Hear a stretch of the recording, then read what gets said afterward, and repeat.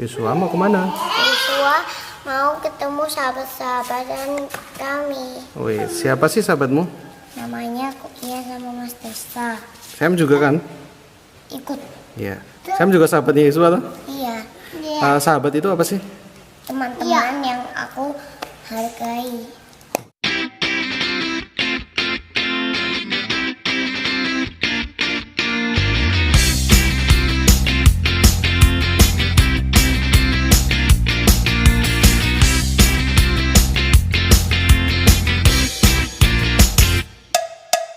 Hai, ketemu lagi dengan kami berdua di Couch Talk. Betul, ini salah satu program yang kita coba canangkan dulu waktu kita mengaplikasikan GKGW. Tapi beberapa terlaksana, tapi ada baiknya kalau Couch Talk kita itu direkam supaya kita secara sadar melakukan Couch Talk, bener kan? Ya, jadi di Couch Talk ini kita belum dapat kesimpulan apa-apa ya. Jadi ini Betul. kita ngalir aja gitu, ngobrolin sesuatu yang mau kita angkat, tema yang mau kita Betul. angkat. Cuma saya dan Tuhan yang tahu daftar pertanyaannya. Enggak. Saya udah bikin beberapa daftar pertanyaan pengumpan, tapi Anda bisa menanyakan kepada saya, pemirsa. Hai, cut. Ya. Pertanyaan pertama nih. Ini soal berteman, karena kemarin kita ikut sesinya satu anak homeschooler yang sharing, terus di sharing itu dia bilang bahwa show me your friend and I will show you your future. Artinya adalah bahasa Inggris. Artinya adalah ternyata teman itu punya pengaruh besar dalam kehidupan seseorang, ya enggak? Jadi tapi lebih dari itu, yang lebih krusial dan sering dipertanyakan oleh masyarakat adalah anak homeschooling itu punya temen nggak sih? Karena emang pasti kalau udah dengar kata homeschooling, biasanya orang-orang pasti nanyainnya, terus temennya gimana, sosialisasinya gimana. Pada banyak yang khawatir seperti itu. Iya, video ini juga menjawab pertanyaan itu, jadi kita nggak perlu lagi cerita panjang dan lebar. Next, kalau ada yang nanya, anakmu sekolah homeschooling terus bertemannya gimana? Ya silahkan nonton video ini ya. Statement 1 yang tolong dikomentari. Apakah anak homeschool nggak punya teman? Setuju nggak? Tak buat jadi pernyataan ya, maaf ya. Tolong dibantu. Tolong dibantu ya, kalau nggak dibantu nggak bisa nih ya. Anak homeschooling nggak punya teman, setuju nggak? Enggak lah. Kenapa? Karena sebenarnya anak itu punya teman atau enggak itu tergantung budaya keluarganya. Gimana keluarganya itu, apakah keluarganya juga biasa bersosialisasi atau enggak. Kalau keluarganya biasa bersosialisasi, otomatis anak kita akan ngikut gitu. Dia akan terbiasa ketemu orang, terbiasa membangun relasi, terbiasa menyapa, memberi salam dan lain sebagainya. Jadi memang tergantung sama lingkungan keluarganya dulu gitu. Oke, jadi semua kembali ke keluarga. Apakah keluarganya itu keluarga yang berteman atau enggak? Kalau keluarganya nggak berteman, ya anaknya nggak bisa berteman gitu. Iya. Kalau saya berpendapat bahwa anak homeschooling nggak punya teman, bener atau enggak? Bisa bener, bisa enggak. Ada ini diplomatis sekali. Saya kan suka status quo. Iya. Jadi bener ketika anak itu nggak diperlengkapi skill untuk berteman. Jadi bisa jadi homeschooling, bahkan saya bisa bilang tidak homeschooling pun tidak menjamin bahwa anak itu punya teman, ya nggak? Ya. Karena coba diinget deh, dulu zaman kita SD, SMP, SMA selalu ada public enemy. Ya, di kelas palingnya tuh zaman SD ya, selalu ada aja ada anak yang entah dia dibully terus, diberi di pojokan, terus dianggap aneh, dicap punya kelakuan yang aneh-aneh, dan teman-teman satu kelasnya itu tanda petik terkesan memusuhi, menjauhi dia. Walaupun nggak sebenarnya memusuhi Ya, musuh, betul, tapi betul. kayak ikut teman-temannya, Ya. terus ceng-cengin gitu. Karena kalau kita deketin temen itu, nanti kita bisa ikut dicengin sama teman-teman yang lain. Jadi kita nggak mau terjerat di dalam pikiran saya dulu waktu itu ya gitu. Tapi intinya ya selalu ada kemungkinan bahwa anak yang tidak homeschooling pun itu tidak punya teman. Ya, jadi persoalan berteman atau tidak itu sebetulnya bukan sekadar homeschooling atau nggak homeschooling, tapi terampil atau tidak terampil dalam berteman. Setuju nggak? Ya. Dan keterampilan berteman itu diwariskan oleh keluarga juga. Kalau keluarganya berteman, maka dia akan punya teman. Kalau keluarganya nggak berteman, ya dia nggak punya figur berteman itu seperti apa. Sekalipun lingkungannya penuh orang-orang yang sering kali diklaim bahwa itu teman. Iya nggak? Teman sekelas gitu maksudnya. Iya. Nah, kita akan diskusi lebih lanjut soal teman. Pertanyaan kedua, menurutmu teman itu apa? Ini contoh siswi yang pada waktu itu kesulitan berteman di sekolah. Akhirnya Jadi motivasimu bikin video ini apa? Mengorek masa lalu Anda. Aduh, terlalu secara sekali. setajam pisau dapur. Teman itu apa ya? Seseorang atau sekelompok orang yang dengannya kita paling sering berkomunikasi, paling sering berrelasi, berhubungan gitu. Oke. Apakah bisa dikatakan bahwa kalau kita bersama-sama dengan sekelompok orang bisa dipastikan itu teman semua? Iya, enggak sih, enggak. Beda ya, teman sama sahabat beda sih. Jadi memang ada circle-nya ya, ada teman yang kita kenal, kita tahu namanya, dia tahu nama kita. Apakah itu disebut dengan teman? Kita tahu namanya. Kenalan aja sih. Kenalan. Berarti ada link paling luar tuh kenalan.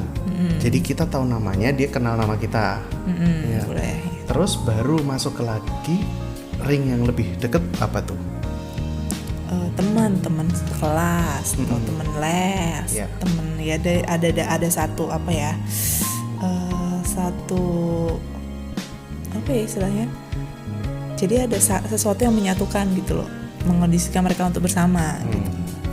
Mengkondisikan atau kalau saya saya menyepakati bahwa berarti kalau saya mendefinisikan teman itu adalah ya ketika kita kalau dalam kelas gitu ya, kalau kita sudah ngobrol di luar pelajaran atau di luar apa yang harus kita lakukan di kelas, misalnya kita hanya melakukan kegiatan karena itu terprogram mengerjakan tugas apa, maka menurut saya itu belum jadi teman. Tapi ketika kita sudah membicarakan di luar dari tugas yang harus diberikan, misalnya ngobrol soal hobi, pergi bersama untuk main untuk sesuatu yang bukan soal pekerjaan ya, itu kita udah berteman. Karena dulu saya ada di sebuah band dan anak band dan ada statement dari senior yang bilang bahwa hubungan yang dicari dari sebuah band itu adalah ketika sudah dolan bareng, sudah main bersama.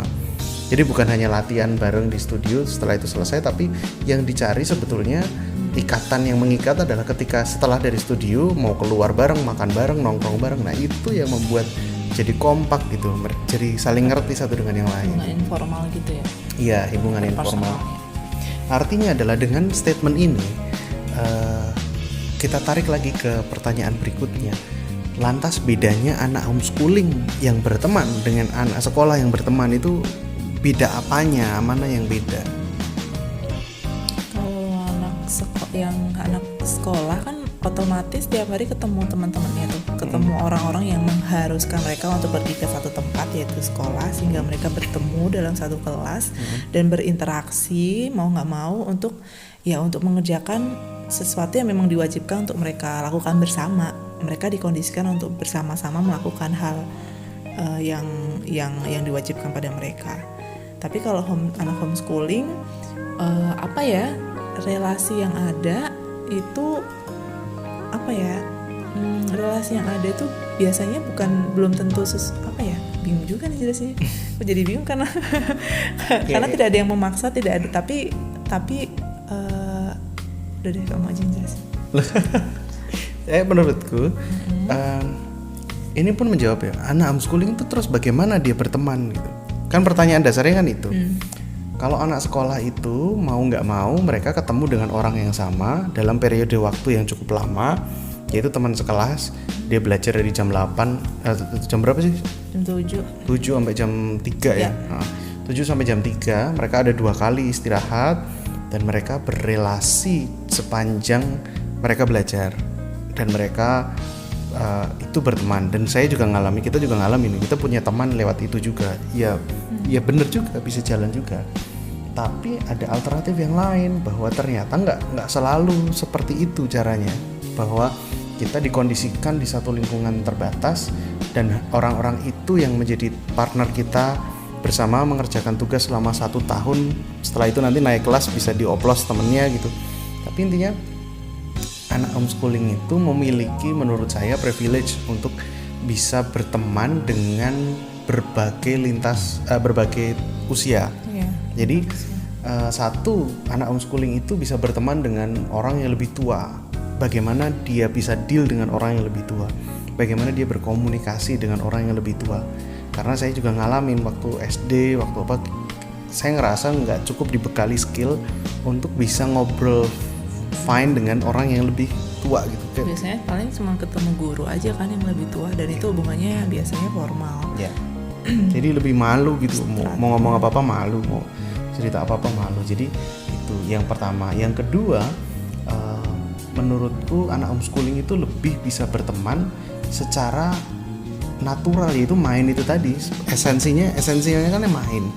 Jadi dia nggak ada ikatan untuk harus secara formal dalam waktu yang cukup lama bersama, tapi justru yang dicari bagaimana dia mengalami kecocokan dengan seseorang, dengan orang-orang tertentu yang orang itu kita pilih sebetulnya, tanda petik ya nggak? Jadi anak homeschooling itu kita men-setting teman-temannya di awal, sehingga kita tahu lingkungan untuk dia berteman itu nanti dengan siapa. Karena seperti statement tadi di awal, show me your friend and I will show you your future. Ya anak kita harus punya dapat pengaruh yang baik untuk berteman dengan orang-orang yang kita tahu ya baik gitu, sekalipun bukan berarti dia nggak berkonflik. Karena anak kita juga berkonflik, dia juga nangis ya, mengalami masalah ketika harus berkomunikasi sama temannya, ketika diperlakukan sesuatu yang tidak sesuai ekspektasi si anak. Tapi menurut saya poin ketiga yang penting adalah kita bisa melatih secara sadar untuk anak itu bisa berteman, ya nggak? Jadi seringkali dari sejak kecil saya nggak pernah secara khusus diajari skill berteman. Cara berteman itu seperti apa? Cara memperlakukan teman itu seperti apa? Cara berbagi yang benar sama teman itu seperti apa? Sehingga hubungan yang muncul adalah saya mencari aman di dalam satu komunitas, bahwa identitas saya itu tergantung pada identitas komunitas akhirnya. Mana komunitas yang bisa menerima saya dan membuat saya aman, maka saya akan menyamakan identitas saya dengan komunitas itu, supaya saya ngerasa safe diterima di situ dan saya menganggap itu penting. Padahal pencarian identitas di dalam diri anak itu penting untuk dia dibawa sampai besar nanti. Jadi menurutku poin ketiga ini yang penting. Jadi secara sadar belajar untuk berteman. Karena kalau anak homeschooling itu nggak belajar untuk berteman, ya dia benar-benar nggak punya teman, ya kan? Nah, dan bersyukurnya juga karena kita punya komunitas itu dengan orang tua yang belajar tentang parenting gitu ya. Maksudnya belajar tentang nilai-nilai apa yang mesti kita miliki di dalam kehidupan sosial kita gitu. Jadi kita mengamati nih, kita orang tua nih, kita ngamatin anak-anak kita juga, gimana mereka berrelasi, gimana ketika ada konflik itu mestinya si A mesti melakukan apa, si B mesti bagaimana berrekonsiliasi. Jadi itu yang apa ya, yang sebenarnya ya kita orang tua yang sama-sama belajar, kita juga melatih anak kita untuk sama-sama belajar keterampilan sosial itu sendiri gitu. Jadi itu ya sesuatu yang harus kita miliki juga sih ya, komunitas yang sama-sama bertumbuh gitu. Bagian akhir kesimpulan. Jadi sebetulnya untuk menjawab pertanyaan ini yang paling esensi. Anak homeschooling itu gak punya temen, nanti gimana cara bertemannya Bu? Gimana? Itu tadi seperti yang kita udah sharingkan sama-sama. Praktiknya kalau ini kan praktis ya, jadi lebih ke arah bagaimana kemudian kita menerapkan prinsip yang tadi kita sudah sepakati sebetulnya. Jadi sebenarnya sebenarnya tujuan hidup, maksudnya tujuan kita mau sekolah atau tidak sekolah itu kan bukan cari temen ya. Maksudnya toh juga dalam satu kelas itu, semisal kita pergi ke sekolah, nggak mungkin satu kelas itu jadi sahabat kita, jadi teman baik kita, jadi teman dekat kita, teman yang membangun kita.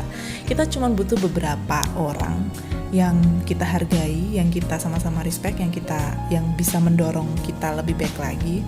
Jadi ya itu sama, anak homeschooling pun juga cuman butuh beberapa teman yang sama-sama bertumbuh, yang sama-sama punya nilai yang sama, yang membangun satu sama lain. Jadi ya itu sih, bagaimana kemudian tadi kan kita orang tua cuma bisa membekali skill terampil mereka berteman. Nah selanjutnya dengan siapa mereka berteman ya akan ada, kalau kita ajarin bawa mereka ke lingkungan yang benar, kita kasih skill yang benar, dia pasti akan punya dengan sendirinya punya teman-teman, ya beberapa teman yang bisa dipercaya, yang bisa membangun hidupnya juga gitu sih. Ya.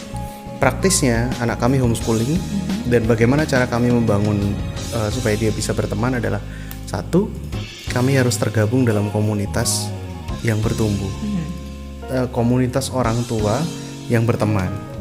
Ya kan, kita punya komunitas orang tua yang kami bersama-sama berteman dan memberi teladan bahwa kepada anak bagaimana hubungan pertemanan yang dekat, bagaimana hubungan persahabatan, orang tua yang juga bersahabat, memberi teladan bagaimana orang tua yang bersahabat. Nah dari situ anak kami ajar bahwa menurut saya sepakat dengan ibu negara ini, ibu negara di negara ini, negara rumah maksud saya, bahwa kita itu sejak kecil itu merasa bos waktu di sekolah itu semua orang di kelas itu teman, padahal sejatinya enggak juga, karena selalu ada orang yang kita kenal tapi kita nggak pernah main bareng sama dia, ngobrol sama dia gitu. Artinya ada sebetulnya yang benar-benar temen sama kita itu paling berapa persen, 1, 2, 3, 4 gitu, berapa persen dari populasi satu kelas. Kecuali SMA, cuman SMA saya ngalamin ya satu kelas tuh temen semua, cuman memang nggak semua saya main, cuman cowok-cowoknya rata-rata ya kita main yang bareng. Yang in touch sampai sekarang berapa? Nah itu juga, jadi yang in touch ya hilang. Ya waktu itu aja kita berteman. Tapi intinya ya kalau dibilang yang berpengaruh, yang memberi manfaat, yang benar-benar berkontribusi itu ya sahabat, ya beberapa doang. Jadi artinya anak kami ajar bahwa ada sahabat gitu, teman, ada sahabat-sahabatnya yang jadi berteman dekat. Dan bagaimana cara kita membangun itu? Satu ya komunitas tadi ya. Di komunitas orang tuanya berteman, anak-anaknya berteman. Lalu Yosua itu ikut beberapa kegiatan seperti karate. Di karate juga dia bertemu dengan beberapa teman, dengan banyak teman. Dia belajar berteman, belajar berkonflik, belajar berelasi sama teman-temannya.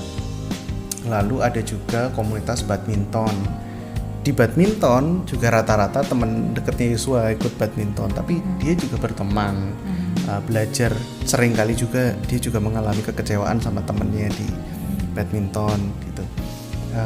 Tidak berarti selalu mulus, tapi menurut kami justru itu proses pembelajarannya yang sesungguhnya. Dan iya yang sesungguhnya, dan kami harus sering ngobrol ke dia soal masalahmu apa, karena tipe anak kami kalau ada masalah dia langsung ke pinggir gitu, yang mojok, diem-diem gitu, terus ngambek gitu. Tapi ya harus di rumah saya harus ngobrol lagi di non-conflict time, menanyakan apa yang terjadi, lalu kita berdua bisa memikirkan solusinya gimana supaya ke depan nggak terjadi lagi seperti itu. Itu kan penting untuk anak kami punya skill bahwa bagi orang tua mungkin itu masalah kecil, misalnya dia nggak diajak main gitu, itu mungkin bagi kita aduh masalah kecil sekali, kenapa sih nggak, tapi bagi anak itu masalah besar.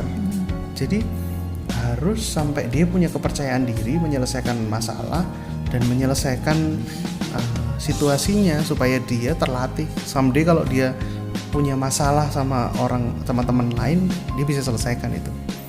Yang ketiga itu tadi komunitas, lalu dia karate, dia badminton, dan dia bisa les musik jadi sama teman-temannya juga punya teman di les musik. Pertanyaan yang muncul adalah dengan sekian banyak kegiatan itu apa kita nggak mengeksploitasi anak? Kan dulu kita akan nyinyir pada orang yang lesnya banyak banget, itu orang tuanya ambisius.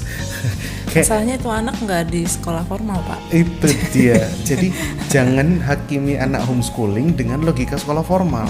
Sekolah formal itu anak udah sekolah dari jam 7 pagi sampai jam 3 sore. Setelah itu jam 4 mereka sudah harus les lagi sampai jam 7 malam misalnya. Jadi bener-bener dia nggak punya waktu main. Nah, konteks homeschooling itu dia sekolah itu paling sejam sehari ya. Maksimal sejam sehari, artinya banyak sekali waktu longgarnya untuk dia mengasah apa yang dia suka. Jadi ya itu bentuk dari cara kita mendidik dia untuk ketemu dengan berbagai macam komunitas, dan sambil ketemu dia juga menemukan bakat dan talenta dia dan bertemu juga dengan orang yang punya bakat yang sama, sehingga kecocokan itu akan timbul. Lebih enak lagi kalau sudah cocok, value-nya sama lagi, itu lebih powerful lagi untuk kami bisa masuk ke dia. Tapi intinya menurutku tugas tanggung jawab kami adalah melatih anak untuk bisa berteman. Kenapa? Karena someday kita akan nggak bisa ngelihat dia 24 jam. Kita cuma ada di pinggir. Kita cuma ada di pinggir sebagai coach. Kita melatih dia. Sekarang kita melatih, kita mentoring dia, kita latih sampai dia bisa berteman, bisa memilih teman. Karena memilih teman itu nggak gampang. Teorinya gampang, prakteknya nggak. Kalau dia nggak punya value yang cukup dan nggak meyakini bahwa value itu benar dan terkonfirmasi oleh teman-teman yang benar sebelumnya, jadi dia nggak akan safe, ya kan? Kalau bisa dibilang bahwa kamu nggak boleh ikut-ikutan teman-temanmu yang itu, yang value-nya A, B, C, D. Nah kalau dia nggak pernah punya teman sebelumnya, mungkin dia akan mempertanyakan value itu. Jangan-jangan emang yang bener itu yang kayak itu, yang harus narkoba, harus macam-macam gitu. Karena yang lainnya juga melakukan itu. Tapi kalau dia pernah punya teman yang bener atau dia masih juga berteman dengan teman yang bener, suatu hari ada komunitas yang beda value sama dia, mungkin dia bisa memilih, nggak masalah aku nggak masuk di komunitas itu karena aku udah punya teman, dia udah safe dengan komunitasnya. Menurut Ibu gimana? Iya, setuju, sama sih. Jadi apakah homeschooling punya teman? Punya. Tapi caranya berbeda. Dan apa yang kami sampaikan ini belum tentu 100% benar, karena ini apa yang kami alami dan kami jalani. Dan saya percaya setiap keluarga itu memiliki konteks tersendiri, memiliki caranya, gayanya. Cara, gaya dan value keluarganya sendiri. Kami hanya berbagi apa yang kami jalani. Semoga apa yang kami sharingkan ini selain menjadi arsip kami, juga bisa menjadi pemantik untuk banyak orang mendiskusikan juga bersama pasangannya, supaya proses mendidik anak untuk berteman itu dapat dilakukan dengan sadar. Conscious parenting. Ya, jadi bagaimana kita secara sadar melakukannya, bukan hanya sambil go with the flow. Alright. Sampai jumpa di Coach Talk berikutnya. Coach Talk adalah duduk pelatih, ngobrol pelatih. Kan.